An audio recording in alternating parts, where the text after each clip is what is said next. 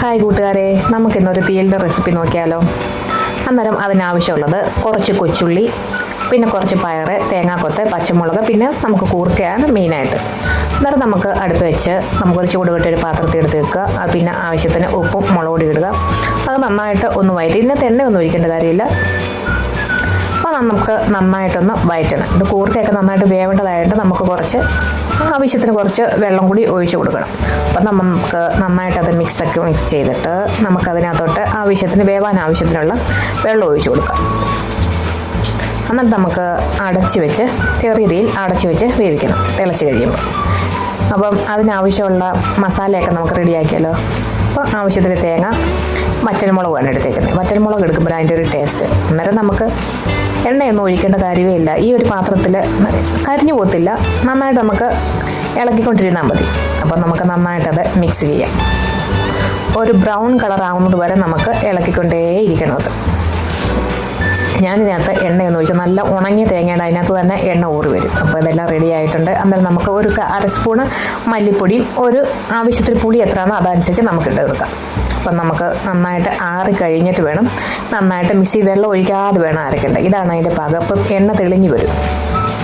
അപ്പോൾ ഇത് നമുക്ക് കുറച്ച് കരിയാപ്പ് ഇടും. ഇവിടുത്തെ കരിയാപ്പ് എല്ലാം പോയതായിരുന്നു. നമുക്ക് മണ്ട ഞുള്ളി എടുത്തു കഴിഞ്ഞാൽ കരിയാപ്പ് പൊട്ടിക്കിളിക്കും. അതാണ് അതിൻ്റെ നല്ലത്. കണ്ടോ, ഇതൊക്കെ കരിയാപ്പ് എല്ലാം പോയത്. അങ്ങനെ മണ്ട ഞുള്ളിക്ക് എടുത്ത് നന്നായിട്ട് കരിയാപ്പിലായിട്ടുണ്ട്. അപ്പം അങ്ങനെ ചെയ്യണം. അന്നേരം നമുക്ക് അതെല്ലാം വെള്ളമൊക്കെ പറ്റി നന്നായിട്ട് വെന്ത് വന്നിട്ടുണ്ട്. പിന്നെ നമുക്ക് ആ മിക്സ് നമുക്ക് അതിനകത്തോട്ട് ഇട്ട് കൊടുക്കാം. വെള്ളം ഒഴിക്കാതെ വേണം അരക്കേണ്ടത്. അപ്പോഴാണ് അതിൻ്റെ ഒരു ടേസ്റ്റ് വരുന്നത്. അന്നേരം നമുക്ക് അത് അതിനകത്തോട്ട് മിക്സ് ചെയ്ത് കൊടുക്കാം. അതെല്ലാം അതിനകത്തിട്ടിട്ട് നന്നായിട്ടൊന്ന് ഇളക്കി കൊടുത്തിട്ട് നമുക്കിതിനകത്ത് എത്ര ആവശ്യത്തിന് എത്ര വെള്ളം വേണമെന്ന് വെച്ചാൽ അതനുസരിച്ച് ചെറിയ ചൂടുവെള്ളം ഒഴിച്ചു കൊടുക്കണം.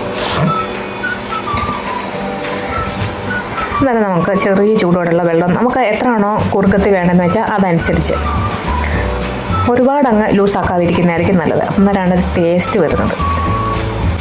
അന്നേരം നമുക്ക് എണ്ണ തെളിയുന്നത് വരെ ഒന്ന് ഇതാക്കി കൊടുക്കാം. പിന്നെ നമുക്കതിനെ കടുക് വറുക്കാം. അപ്പം കടുക് വറുക്കാൻ ആവശ്യത്തിന് കുറച്ച് വെളിച്ചെണ്ണ ഒഴിക്കുക, കടുക് ഇട്ട് കൊടുക്കുക. അത് ഒന്ന് പൊട്ടി വരുമ്പോഴത്തേക്ക് ചെറിയ ഉള്ളി ഇട്ട് കൊടുക്കുക.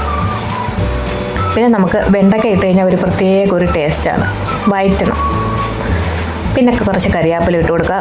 അതൊക്കെ നന്നായിട്ടൊന്ന് വരണ്ടു വരുമ്പോഴത്തേക്ക് നമുക്ക് കുറച്ച് മുളക് പൊടി ഇട്ട് കൊടുക്കണം. ഒരു 1/4 സ്പൂൺ മുളക് പൊടി ഇട്ട് കഴിഞ്ഞാൽ അതിന് കറിക്കൊരു പ്രത്യേക ഒരു കളർ വരും. നല്ല റെഡ് കളർ വരും. കാണാനൊരു ഭംഗിയാണ്. പിന്നെ നമുക്ക് നന്നായിട്ടത് മിക്സ് ചെയ്തിട്ട് പിന്നെ തീ കുറച്ചിടുകയോ അല്ലെങ്കിൽ ഓഫാക്കുകയോ ചെയ്യണം. നമുക്ക് പിന്നെ നന്നായിട്ട് തിളച്ച് നന്നായിട്ട് എണ്ണയൊക്കെ തെളിഞ്ഞ് വന്നിട്ടുണ്ട്. നമുക്കതിനിട്ട് ഇട്ട് കൊടുക്കാം. അപ്പം നിങ്ങളിതൊന്ന് ട്രൈ ചെയ്ത് നോക്കണം കേട്ടോ. അപ്പോൾ അടുത്ത വീഡിയോ ആയിട്ട് വീണ്ടും കാണാം. Thank you so much.